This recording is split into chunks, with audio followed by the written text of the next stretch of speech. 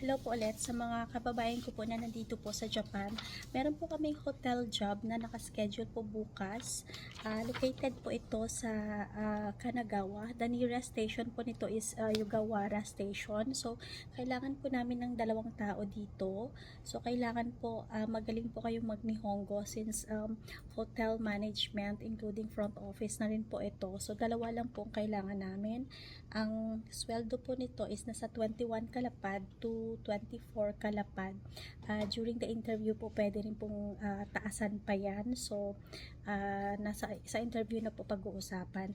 May bonus din po ito pero ang level po ng Japanese nito is at least N2 level. So sa mga gusto po mag-apply, hotel staff po ito, management. So located in Kanagawa.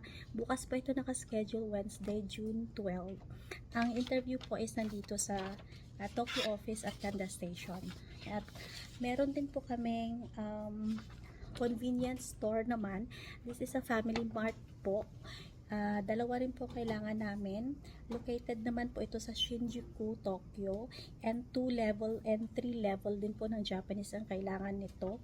So ito naman po nasa 20 kalapad ang sweldo. So sa mga gusto po mag-apply, kailangan po medyo pera-pera ang Nihongo nyo. So sa mga gusto po mag-apply, bukas po naka-schedule dito sa Tokyo office at Kanda Station. Thank you.